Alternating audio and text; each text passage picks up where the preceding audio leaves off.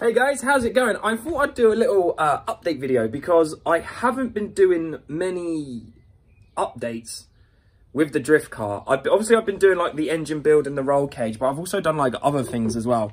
Mainly like primering the car. Well, I say primering, I've primed like half of it. As you can see, I've got this side in primer, the roof in primer, but this stuff is all still being prepped. Now, I'm not focusing on any of that today. What I'm doing instead is trying to get it actually running. Now, I've had this ready to go for a few days now, but I tried turning it on and the starter motor wasn't engaging, wasn't even working. Sometimes it would, sometimes it wasn't. I think it might be a bad earth. I've been trying loads of things over the last few days, like evenings. I kind of almost think that the battery might be knackered. I'm not 100% sure. Because sometimes it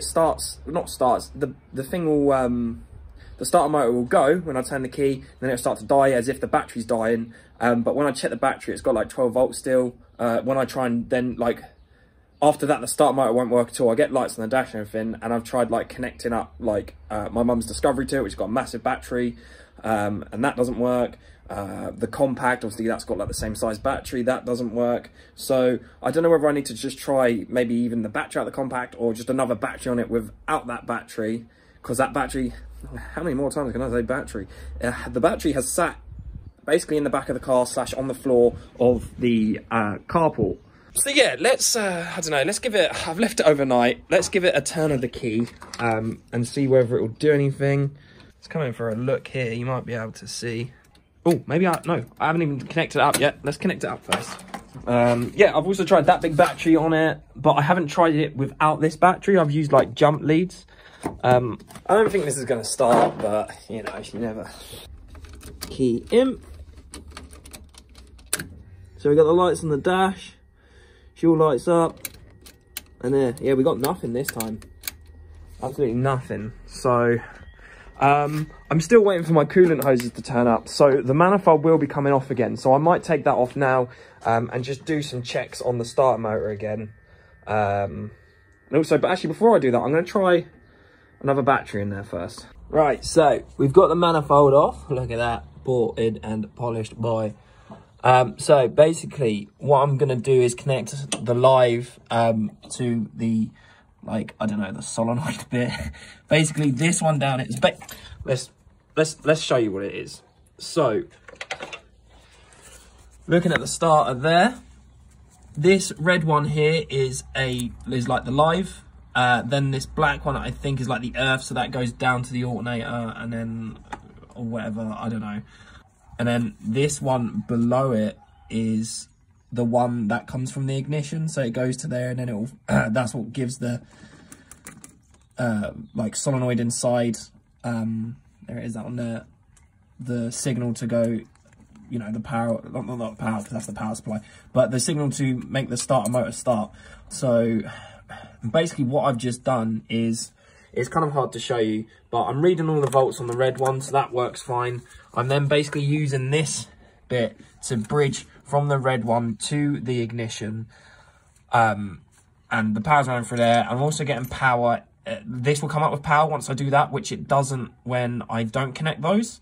So I'm assuming that maybe the starter motor is bad. I bought this secondhand off eBay for 30 quid.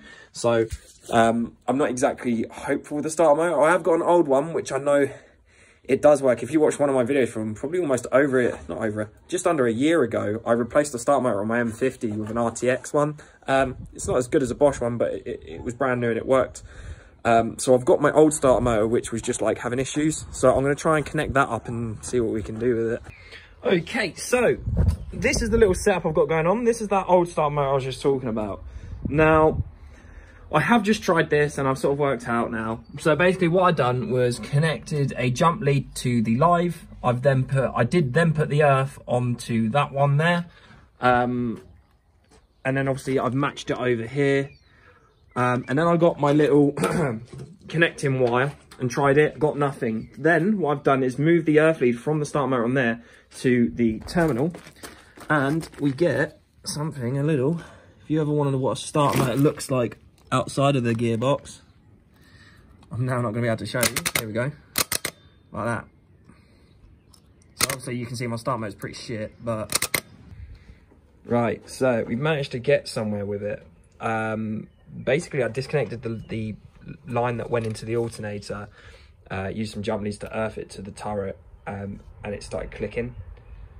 I then connected it back up and then tried doing a jump lead to like somewhere on the block. It was still not working again. I then tried doing it off the alternator to somewhere there and it weren't working. And then off the alternator just onto the head again, and that didn't work. So what I've done now is I've made a line, just sort of put in there as a temporary solution, connect to the jump lead that goes to there.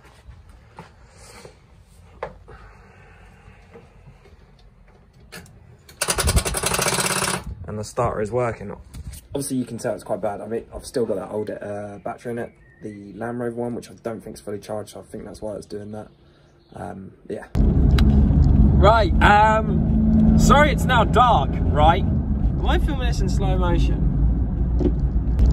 Right, sorry it's now dark, guys.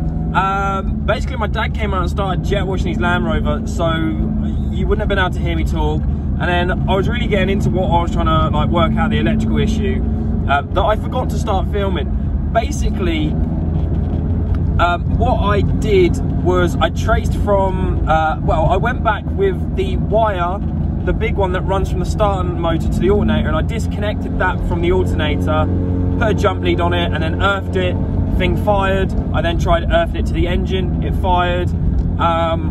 So I then took the alternator off to check whether that was earthed properly. There was a bit of paint on the bit where it mounts to. I've taken that off, connected it all back up, and it's still not working. So I think it's the alternator. Now, I'm on my way over to Street O Joe's. If you're familiar with the channel, you'll know who he is, because he is in a few of my videos.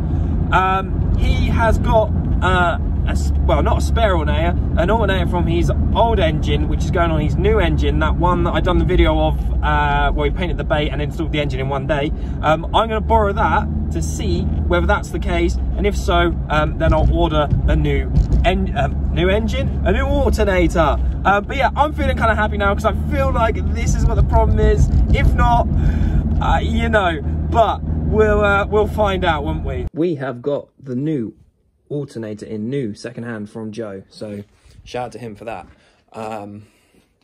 Let's try it. Let's see if this works. So where's the key? So guys, cross your fingers, cross your toes, and hold your nuts. Let's see it go. Ooh. Okay, it didn't fire, but there was a little dum. So maybe the battery's dead. Let's have a look. Okay, so I've just tried it like this. So I've disconnected it from the alternator again, and up to the head, and it does want to sort of crank, I guess. It still almost sounds like it's dead. Either way, it's like 11 o'clock now, so I'm gonna go to bed, and that is it for today's video. I'm going to think about what the issue is and try some other stuff. But yeah, thanks for watching, guys.